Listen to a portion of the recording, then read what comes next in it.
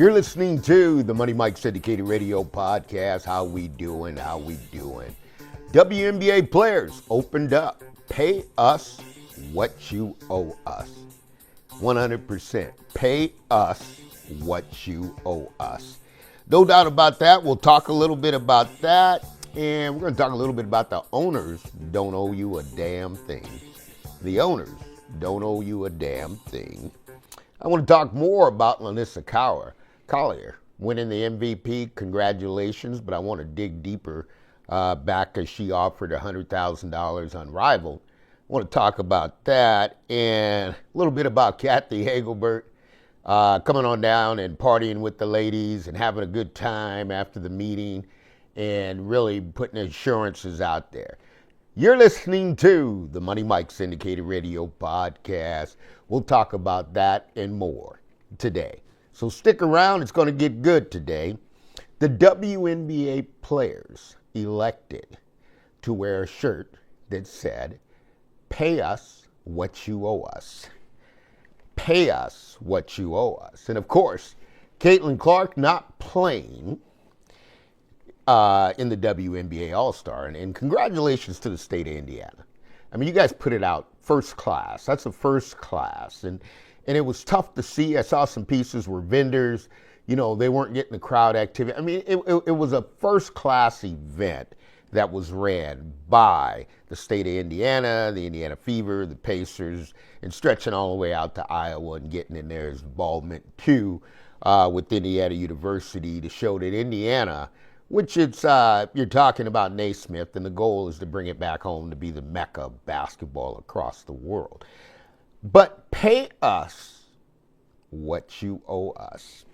Very fascinating way to put it, because the owners who are coming in, and of course you have the new owners who are coming in with $250 million acquisition fees. They're sitting there going, we don't owe you a damn thing. We don't owe you a damn thing. We're putting up our $250 million, making an investment into the WNBA. Now, the players, it was really, really interesting, because I remember I talked to you and I said, Caitlin's now like Jimmy Hoffa, right? Because the T-shirt doesn't represent Caitlin Clark. And if you got a shirt on and you're representing something, and she's going to be with the players. But, of course, that, I know Brent's probably having a hard time with that, right? Brent, I mean, Caitlin's dad may be having a hard time, because you got to look at what Caitlin went through to get to the stage Caitlin is. Now, after going through that, pay us what you owe us. But it doesn't refer to Caitlin Clark, because Caitlin Clark's getting paid what she should get paid for being the ambassador of the WNBA. And I told the players a long time ago that the ambassador needs one for each city. Every team needs to have the WNBA ambassador. But we haven't established that yet, because you're asking us to pay you what you owe. But the owners are sitting there saying, we don't owe you a damn thing. And I'm telling you right now, they walked into the meeting. The owners who, when you get into business acumen, folks, and this thing here, I'm very confused why the women don't know more about their business. This is your business. This is the business that you run. This is the business that you are the best product. And that's a dangerous statement to put out there, because you weren't drawing until Caitlin came. But if you had the best product, then you should have been taken off a long time ago. This is business, folks. This is not cartoons. This is not something you do on the fun. And you don't go out to a business meeting, meet with owners, then go back, turn back, right? You go out, you have a party with the commissioner, and then the next day, pay us what you owe us? You should wear that when you're on lockout. You're still in the middle of a negotiation, and that one there didn't fly with me at all, because we don't owe you a damn thing as an owner, okay? And we showed you the numbers. We showed you the revenue. Now, how do we convert this loss into a dollar? And when you got Alyssa Thomas still damaging the product, taking the product to the All-Star game and talking about the fans. Who pays you? Do you think the owners of the WNBA pay you? Do you think the owners of the NBA pay you? You know who pays your salary? It's the fans, right? And without the fans, and that's why I'm waiting. I'm like, come on, guys. You got John Stanky. Come on, man. The reason I tell John Stanky to come on at AT&T, let's put an application together, which is probably already done. Let's let the players, the fans, click through the players' apps and buy the tickets. Because players that don't set tickets, I guarantee you, they're speaking the loudest in the room. This is the Money Mike Syndicated Radio Podcast. Owners don't owe you a damn thing, and the numbers speak to it. Anything you get is what we can give you, but the dollar amount, you're starting so low. So if we take you from $68,000 to $300,000 minimum salary, I mean, you got to be applauding that. It doesn't do anything for Caitlin or the new players coming in. They're talking millions now, right? So, and the new players who are coming in, they're bringing a lot of fans. So they can go to the owners, the rookie class, right? The rookie class that came in this year, and the rookie class coming in the first round, the second round, and the third round. They can go to the owners and say, pay us what you owe us, because I'm already making $1 million, right? Let's put it in perspective, and I've got this many fans coming. This is a true stepping stone, because I think the players, somebody has walked them down the wrong path. And when I say you're educated, you're coming from Stanford, but you're going back to the remedy that in America, something is owed to you. In America, nobody owns you nothing. Nobody owns you nothing. The owners don't own you anything. Cleveland, Detroit, Toronto, Portland, they don't owe you anything. They don't owe you anything. The only thing you owe them is to tell them how I'm going to get my acquisition fee back, right? I mean, let's get into it. So, and before we get to Kathy Engelbert, you understand Kathy Engelbert gets paid off of acquisitions, right? She's having her wine and partying with you, but she's getting paid in advance, because CEOs get paid off of acquisition and a merger, right? So that next one transitions me over to Napheesa Collier. Great basketball player. Tremendous conflict. I've never seen this before in my life, and I'm going to walk this line to tell you how in the world can somebody be representing the players, right? And you own another league, and then you make an announcement that on Rival, for winning the finals, every player gets another $100,000, right? So we're in a casino. We're at the MGM. We're at the Wynn. We're comping players, and we're doing everything we can, right?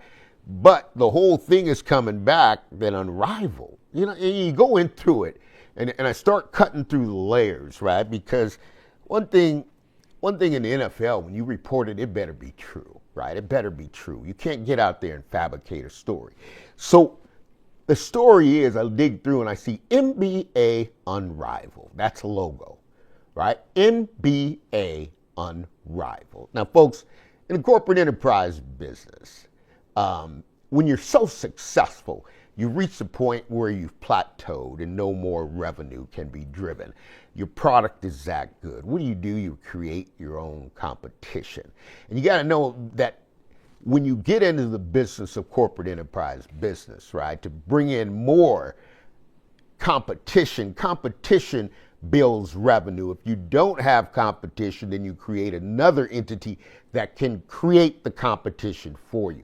When I look at Unrivaled, I look at that's the NBA, folks. That's the NBA, right? The brand, the Unrivaled, you go take a history look on it, everything is showing there, and all of a sudden it branched off. Well, you know what? When you get in there to Metro and Boost Mobile and Cricket, you got to understand, T-Mobile owns, right? They own that Boost Mobile. They own that, but I may be off on the names, but it's just like AT&T. We own Cricket. We created our own competition to get in more. Unrivaled is owned by the NBA, the conglomerates of partners, the shared sponsors.